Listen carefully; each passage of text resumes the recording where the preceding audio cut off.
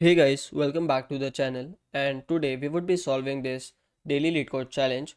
So the problem is check if the array is sorted and rotated.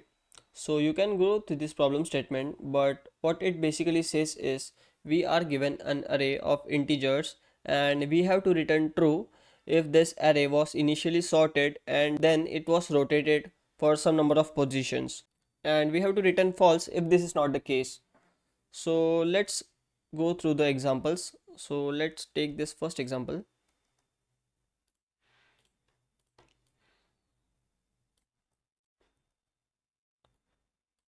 Okay, so this is the array. So we can see that this array is rotated three times. So initially it was 1, 2, 3, 4, 5, and then after one rotation it became 5, 1, 2, 3, 4. Then again rotated, it will become 4, 5, 1, 2, 3. Then this is the first rotation, this is the second rotation, this is the third rotation, and if we will rotate it again, it will become 3, 4, 5, 1, 2. So this is the array after rotating it three times. So we can return true here, but how to find this, like whether the array is rotated after sorting? Okay, so let's try to make a couple of observations here. So let's say the array was 1, 2, 3, 4, 5, and if we rotate it in the clockwise direction, it will become 5, 1, 2, 3, and then 4. And what if we rotate it in anti-clockwise direction? So it would become 2, 3, 4, 5, and 1, right? If we rotate it in this direction. So we can observe that whenever the array is rotated, the larger element will always come before the smaller element. Okay, and this is the only position, only one position would be present where the larger element would be before the smaller element. Okay, and here same is the case where the larger element 5 is before 1. Okay, and what if the array is not rotated and it is sorted? 1, 2, 3, 4, and 5.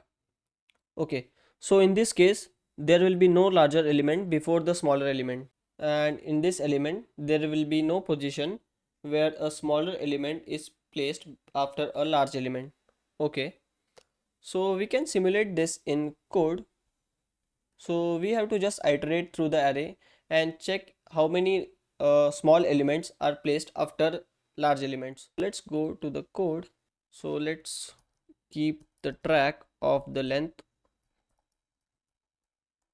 and then I'll just count how many small elements are placed after large elements. Okay, so we can just iterate through the array.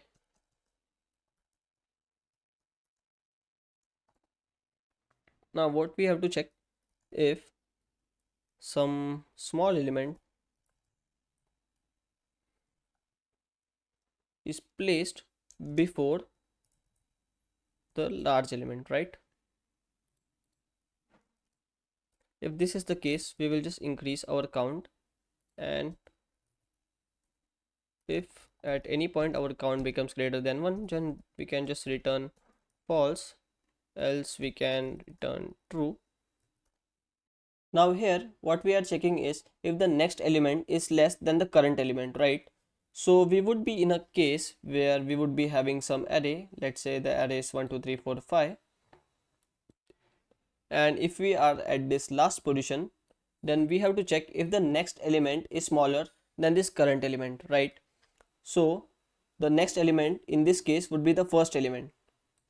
Now whenever we have to iterate in this circular manner, what we do is when we increment, we do modulus with n, where this n is the array length.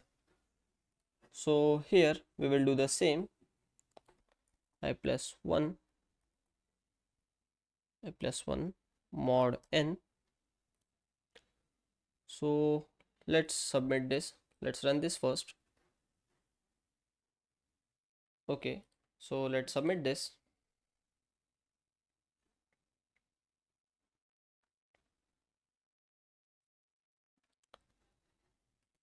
Okay, so thanks for watching and subscribe to the channel for more such videos.